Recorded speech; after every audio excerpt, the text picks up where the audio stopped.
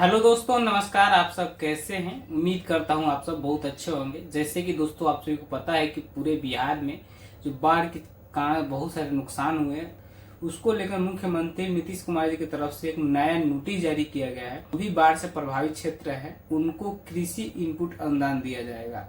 यानी कि आपको जो नुकसान हुआ है कृषि में, उसके लिए अनुदान के लिए अप्लाई करने की जो लिंक है वो जारी कर दिया गया है और आप उसमें अप्लाई कर सकते हैं। तो दोस्तों इस वीडियो में इससे जुड़ी जो भी जानकारी है कि आप कौन कौन इसके लिए अप्लाई कर सकते हैं, इसमें क्या क्या डॉक्यूमेंट लगने वाले हैं, दूसरी बात कि इसमें कौन से क्षेत्र से आएंगे तो आप लोग अप्लाई करेंगे, इस सारी जानकारी इस वीडियो में कवर करने वाले हैं। तो आप लोग वीडियो में लास्ट तक बने रहेंगे। अगर वीडियो को देख रहे हैं और अभी तक लाइक शेयर नहीं किए हैं तो दोस्तों वीडियो को लाइक शेयर कर लेंगे। अगर आप हमारे चैनल पर नए हैं तो ऐसे ही हर एक अपडेट के लिए हमारे चैनल को सब्सक्राइब कर लेंगे, साथ में बेल आइकन को दबा लेंगे ताकि आने वाली हर एक अपडेट की जानकारी आपको समय पर मिलती रहे। चलिए इस वीडियो को शुरू करते हैं। जैसे कि दोस्तों यहाँ पर आप देख सकते हैं कि एक आवश्यक सूचना के रूप में एक नोटिस जारी किया गया है सभी किसान भाइयों एवं बहनों के लिए। एक आवश्यक सूचना है, यहाँ पर आपको देखने को मिलेगा कृषि इनपुट अनुदान योजना के तहत आवेदन का अवसर। यानी कि कृषि इनपुट का जो अनुदान है वो आपको मिलने वाला है। जैसे कि यहाँ पर बताया गया है कि सितंबर 2024 में हुई वर्षपात से गंगा तथा अन्य नदियों के जल स्तर में वृद्धि के फलस्वरूप बाढ़ से क्षतिग्रस्त खरीफ फसलों के लिए कृषि इनपुट अनुदान योजना का लाभ किसानों के बैंक खाते में मिलने वाला है। और इसकी जो आवेदन प्रक्रिया है 6 अक्टूबर 2024 से शुरू हो गई। यहाँ पर आपको देखने को मिलेगा 6 अक्टूबर 2024 से ही इसकी आवेदन प्रक्रिया शुरू हो गई है। यहाँ पर आप नीचे आएंगे तो बताया गया है कि बाढ़ से प्रभावित पंचायतों के वैसे किसान या किसान परिवार जिनकी फसल का नुकसान हुआ है वे ऑनलाइन आवेदन कर कृषि इनपुट अनुदान योजना का लाभ ले सकते हैं। बाढ़ से हुई फसल क्षति के लिए निम्नलिखित दर से कृषि इनपुट अनुदान दे होगा। यहाँ पर बताया गया है कि अगर वर्षा आश्रित मैंने असिंचित भूमि है और फसल क्षेत्र के लिए यहाँ पर 8,500 रुपये प्रति हेक्टेयर आपको यहाँ पर पैसे मिलने वाले हैं। अगर असिंचित भूमि है, अगर सिंचित क्षेत्र के लिए है तो यहाँ पर बताया गया है कि सिंचित क्षेत्र के जो भी भूमि होंगे उनके लिए यहाँ पर 17,000 रुपये प्रति हेक्टेयर रुपया यहाँ पर मिलने वाला है। और शाश्वत या बहुवर्षीय फसल के लिए यहाँ पर 22,500 रुपये की यहाँ पर प्रति हेक्टेयर आपको अनुदान मिलने वाला है। यहाँ पर नीचे आएंगे तो यहाँ पर आपको बताया गया है कि यह अनुदान प्रति किसान अधिकतम 2 हेक्टेयर के लिए ही दे होगा। बताया गया है कि कृषि इनपुट अनुदान सभी पंजीकृत रैयत एवं गैर रैयत किसानों को दे होगा। यानी कि जो भी कृषि इनपुट अनुदान है, जो भी रैयत किसान है चाहे गैर रैयत किसान है, ये सभी को मिलने वाला है। नेक्स्ट हम आएंगे तो यहाँ पर आपको देखने को मिलेगा कि पेपर की कटिंग में भी ये निकाला गया है कि बाढ़ राहत फसल क्षतिपूर्ति का आवेदन आज से शुरू हो गया है। ठीक है, यहाँ पर आप देखेंगे तो कृषि विभाग पहले चरण में बाढ़ प्रभावित पटना सहित 1 दर्जन से अधिक जिलों के किसानों से इनपुट अनुदान के लिए रविवार से आवेदन लेगा। यानी कि रविवार से ही इसका आवेदन शुरू हो गया है। बात कर ले कि आप लोग आवेदन कैसे करेंगे, कहाँ पर जाएंगे, तो दोस्तों यहाँ पर आपको देखने को मिलेगा DBT एग्रीकल्चर बिहार.gov.in। यानी कि इस वेबसाइट पर आपको आना है। इस वेबसाइट पर आएंगे तो आपको ऐसा इंटरफेस देखने को मिलेगा। इसी में आएंगे तो यहाँ पर आपको देखने को मिलेगा ऑनलाइन सेवाएं। ऑनलाइन सेवाएं में आएंगे तो यहाँ पर आपको देखने को मिलेगा कृषि इनपुट अनुदान 2024-25। इस पर आप क्लिक करेंगे। क्लिक करते ही यहाँ पर जो फॉर्म है यहाँ खुल कर चला आएगा, इसको क्लोज कर देना है। क्लोज करने के बाद यहाँ पर आप देखेंगे तो पंजीकरण संख्या मांगा जा रहा है। यानी कि जो कृषि रजिस्ट्रेशन है वो यहाँ पर आपको डालना है। ठीक है, इस बात को ध्यान रखें। जो भी कृषि रजिस्ट्रेशन है उसको यहाँ पर डालकर सर्च पर क्लिक करेंगे। लेकिन फॉर्म भरने से पहले इस जो भी यहाँ पर सूचनाएं दी गई है, जानकारी दी गई है, सबसे पहले इसको पढ़ लें। यहाँ पर जो भी यहाँ पर बताया गया है, जैसे कृपया 13 अंकों का किसान पंजीकरण संख्या बॉक्स में प्रविष्टि करें। यह योजना अधिकतम 2 हेक्टेयर यानी 494 डिसमिल भूमि तक के लिए ही दे होगा। इस बात को ध्यान रखें। यानी कि अगर आपके पास 2 हेक्टेयर से अधिक जमीन है तो आपको उससे ज़्यादा का लाभ नहीं मिल पाएगा। 2 हेक्टेयर तक के ही जमीन का इसमें आपको लाभ मिला जाएगा।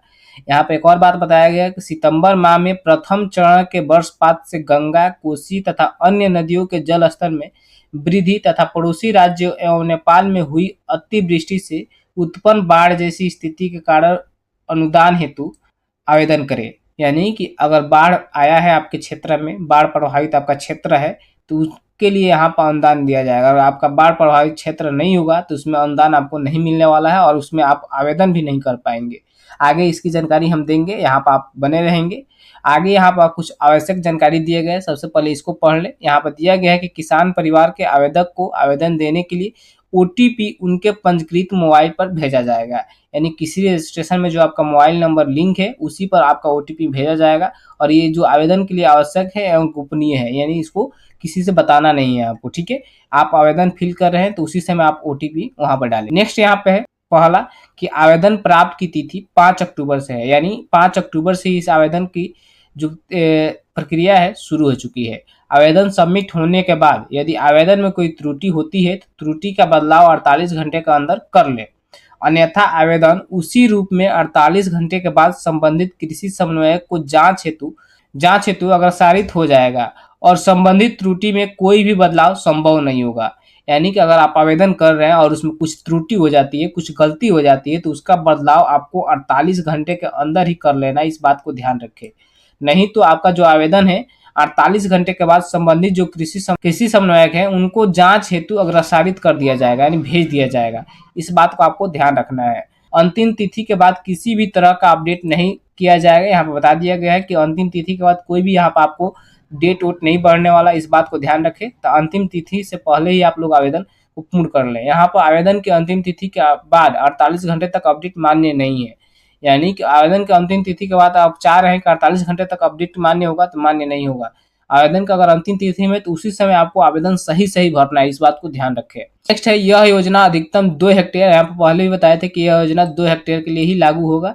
अगर उससे अधिक आपके पास जमीन है तो उसके लिए दे नहीं होगा, ठीक है। यहाँ बता दिया गया 2 हेक्टेयर से अगर कम है, चाहे 2 हेक्टेयर तक की जमीन है, तो आप इसमें अप्लाई कर सकते हैं। और एक बात और बताया गया कि एक किसान परिवार, पति पत्नी आवश्यक बच्चे, यानी कि पति पत्नी हो और जो भी बच्चे होंगे उसमें से कोई एक ही आवेदन कर पाएंगे, इस बात को ध्यान रखें।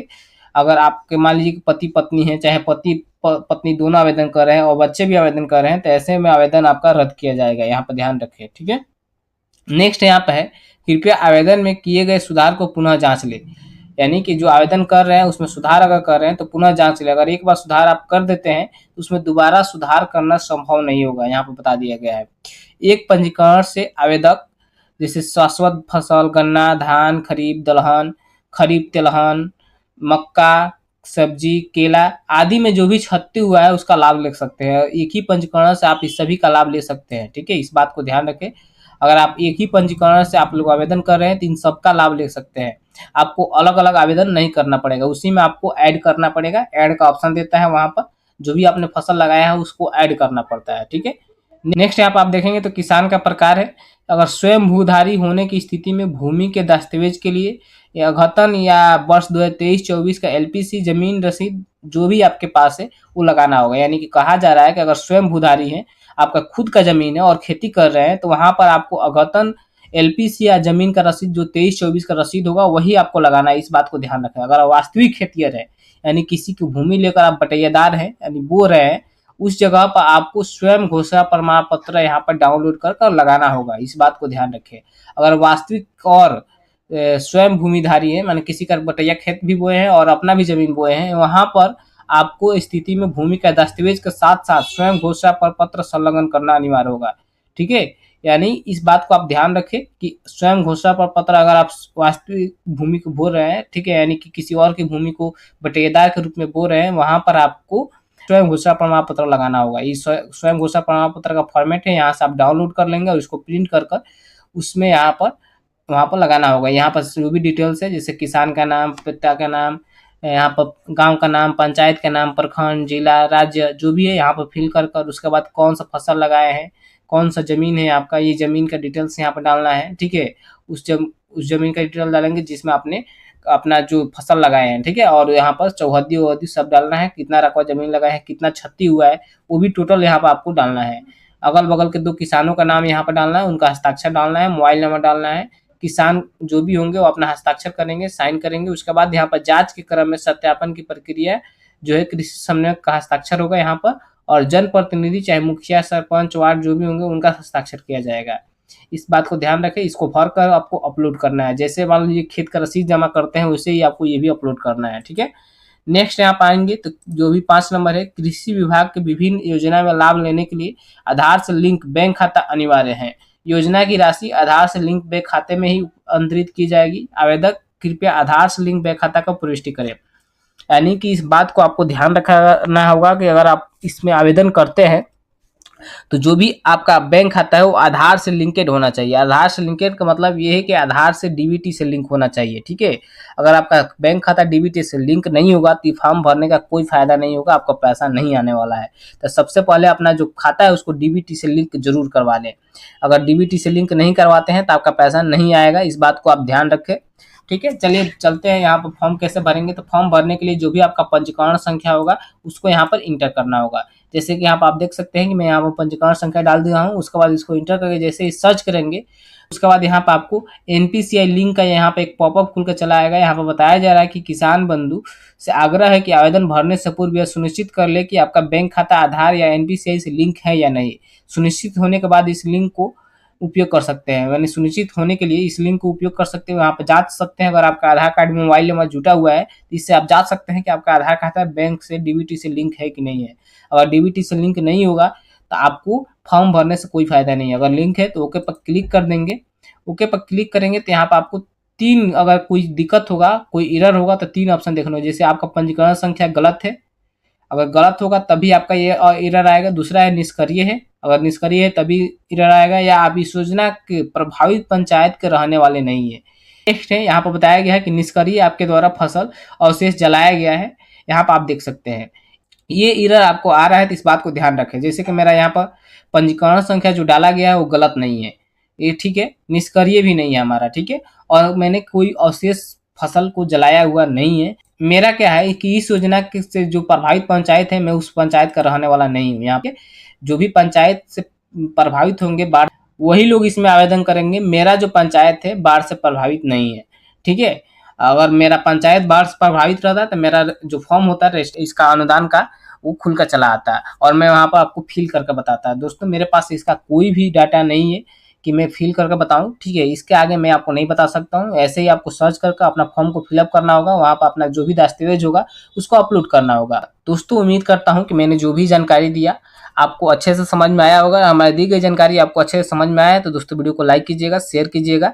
अगर आप हमारे चैनल पर नए हैं तो ऐसे ही हर एक अपडेट के लिए हमारे चैनल को सब्सक्राइब कर लीजिएगा, साथ में बेल आइकन को दबा लीजिएगा ताकि आने वाली हर एक अपडेट की जानकारी आपको समय पर मिलती रहे। चलिए इस वीडियो को समाप्त करते हैं, मिलते हैं किसी एक और नई वीडियो में। तब तक के लिए जय हिंद, जय भारत।